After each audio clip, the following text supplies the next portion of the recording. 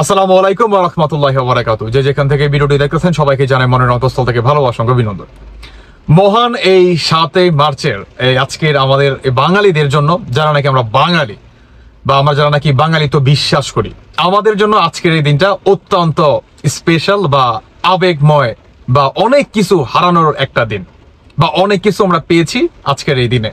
তো সকলকে জানাই মহান দিনের শুভেচ্ছা। আল্লাহ সুবহানাহু ওয়া তাআলা যাতে বঙ্গবন্ধুকে মাফ করে এবং তাকে যেন জান্নাতুল ফিরদৌস দান করে। এখন আসুন মেইন টপিকে। আমাদের বাংলাদেশের অন্তর্বর্তীকালে সরকারের অধীনে নির্বাচন সামনে আসতে যাচ্ছে এবং এই নির্বাচনে আওয়ামী লীগকেও কি অংশগ্রহণ করতে কোনো আইনত বাধা থাকছে না। ডক্টর মোহাম্মদ ইউনূস তিনি বিবিসি দেওয়ার একটা সাক্ষাৎকারে তিনি এই কথাটা বলে যে আওয়ামী লীগ যদি নির্বাচন করতে চায় তাহলে আওয়ামী লীগ নির্বাচনে অংশগ্রহণ করতে পারবে। এখন আমাদের কথা হচ্ছে যে আওয়ামী লীগ কি নির্বাচনে অংশগ্রহণ করবে এই অন্তর্বর্তীকালে সরকারের অধীনে? আমরা এই বিষয়ে কথা বলি।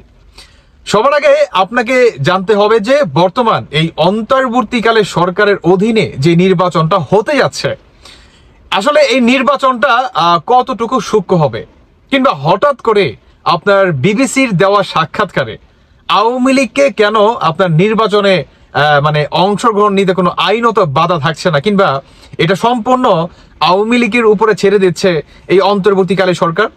তিনি কি নিজের ইচ্ছা মতো ছাড়লো নাকি কারো আপনার চাপে পড়ে তিনি ছাড়লো? সবার আগে আমি আপনাকে বলি, এই সরকারের অধীনে যদি আমাদের বাংলাদেশে কোনো নির্বাচন হয়, এই নির্বাচনটা কখনোই সূক্ষ্ম হবে না। কেন হবে না সে প্রসঙ্গে পরে আসি। এখন আপনার বিবিসির দেওয়া সাক্ষাৎকারে ডক্টর ইউনূস তিনি কেন আওয়ামী লীগের উপরে এই দায়িত্বটা ছেড়ে দিল যে তোমরা নির্বাচনে আসবা কি আসবা না? তিনি আপনার কি বলে, যখন নাকি তার ব্রাইডেন বন্ধু বান্ধব ছিল আমেরিকার প্রেসিডেন্টে বা আমেরিকার ক্ষমতায়, আপনার সেই পর্যন্ত কিন্তু ডক্টর ইউনূস বলছে যে আওয়ামী লীগকে বাংলাদেশ থেকে একদম চির জীবনের জন্য উঠাই ফেলতে হবে, বা এদের নির্বাচন করার কোনো ক্ষমতা নাই। ঠিক 360 ডিগ্রি অ্যাঙ্গেলে কেন তিনি এখন ঘুরে গেল যে আওয়ামী লীগ যদি চায় তারা কি স্বইচ্ছা মতো নির্বাচনে অংশগ্রহণ করতে পারবে? মানে কি? মানে হচ্ছে আমাদের বাংলাদেশের যেই সেনাপ্রধান মিস্টার ওয়াকার আছে, তাকে কিন্তু আপনার প্রতিনিয়ত জাতিসংঘ থেকে কিন্তু চাপ সৃষ্টি করে যে আওয়ামী লীগকে আপনারা কখনোই মানে করতে পারবেন না, আর আপনি হচ্ছে একটা দেশের সেনাপ্রধান, অতএব আওয়ামী লীগকে নিষেধাজ্ঞা করতেছে বা আওয়ামী লীগের জনগণের উপরে হত্যাকাণ্ড, মব জাস্টিস, মব ক্লিন পর্যন্ত চালাচ্ছে। আপনি কেন এটাকে ডিফেন্স করতেছেন না, কিংবা এটাকে আপনি কেন নিজ হাতে ডিল করতেছেন না শক্ত হাতে? এই দায়ভার বা অনেক চাপ কিন্তু সৃষ্টি করে আমাদের বাংলাদেশের সেনাপ্রধানকে, এবং সমস্ত কিছু মিলঝিল করে এই অন্তর্বর্তীকালে সরকার একটা পড়ে গেছে মার প্যাচের ভিতরে। অন্যদিকে এই সমন্বয়কারীরা কিংবা এই অন্তর্বর্তীকালে সরকার তারা চাচ্ছে যে নিজেরা সরকার গঠিত করতে এবং নিজেরাই কি ক্ষমতায় বসতে। এটার জন্যই আপনার এই ইউনূস সরকার বলছে যে বৈষম্য বিরোধী ছাত্র আন্দোলনকারীদের ভিতরে তাদের যে দলটা আছে, এই দলটা যদি আপনার নির্বাচন করতে চায় সরকারের পক্ষ থেকে কিংবা এই অন্তর্বর্তীর পক্ষ থেকে যতটুকু ডিফেন্সে হোক, টাকা পয়সা দিয়ে হোক, বা বিভিন্ন সেক্টরে হোক, এনি সেক্টর সমস্ত জায়গায় কি সহায়তা করবে। এর জন্যই বললাম যে এই সরকারের অধীনে কখনোই নির্বাচন সূক্ষ্ম হবে না। তাহলে আমাকে একটা কথা বলতে হয় যে আওয়ামী লীগ কিন্তু একই কথা বলছিল, মানে শেখ হাসিনা তিনি বলছিল যে তোমরা তো বারবার বলতেছো যে নির্বাচন সূক্ষ্ম হচ্ছে না, তাহলে নির্বাচন আবর দেই, নির্বাচন আমি থাকার অবস্থায় আবর দেই, আমি সরকার থেকে নেমে নির্বাচন দিব না। তো অন্তর্বর্তীকালে সরকার তো শেখ হাসিনার পথে হাঁটতেছে, তাহলে শেখ হাসিনার দোষটা কোথায় ছিল গেল? এখন আসুন যে শেখ হাসিনা এই নির্বাচনে অংশগ্রহণ নিবে কিনা, যতক্ষণ না পর্যন্ত এই অন্তর্বর্তীকালে সরকার তিনি সরকার থেকে নেমে বা তার দল যতক্ষণ না পর্যন্ত আপনার এই নির্বাচন থেকে সরে না আসবে, বা এই ডক্টর ইউনূস তিনি যতক্ষণ না পর্যন্ত আপনার জাতিকে ওয়াদা না করবে যে আমি এই বৈষম্য বিরোধী আন্দোলনকারীদের কোনো সহায়তা করব না, ততক্ষণ পর্যন্ত আওয়ামী লীগ নির্বাচনে অংশগ্রহণ করবে না। এখন আপনার জাতিসংঘ থেকে কিংবা আমাদের বাংলাদেশের সেনাপ্রধান মিস্টার ওয়াকার তিনিও কিন্তু প্রতিনিয়ত চাচ্ছে যে আওয়ামী লীগকে নির্বাচনে ফেরাতে।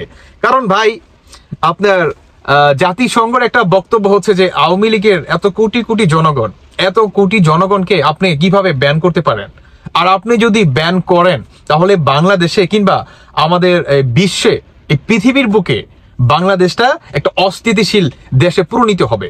আর জাতিসংঘ হিসাবে এটা তো আমরা কখনোই মেনে নিতে পারি না। অতএব একটা এত বড় পলিটিক্যাল পার্টিকে কখনোই মানে এই দেশের ভিতরে যদি নির্বাচন হয়, বা আমাদের দেশে তো গণতান্ত্রিক দেশ, এই গণতান্ত্রিক দেশে এত বড় পলিটিক্যাল পার্টিকে কখনোই ইগনোর করে বা তাকে বাদ দিয়ে নির্বাচন কখনোই সূক্ষ্ম বা এই নির্বাচনে কখনোই মেনে নেওয়া হবে না।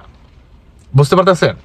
আর অন্যদিকে আমাদের বাংলাদেশ প্রসঙ্গে ডোনাল্ড ট্রাম্প কিন্তু নরেন্দ্র মোদীর হাতে আপনার দায়িত্ব দেয়, এবং আমাদের বাংলাদেশের এই অন্তর্বর্তীকালের সরকারের অধীন থেকে 11 জন সদস্য আপনার 5 দিনের সফরও কিন্তু যাচ্ছে ভারতে। কি প্রসঙ্গে?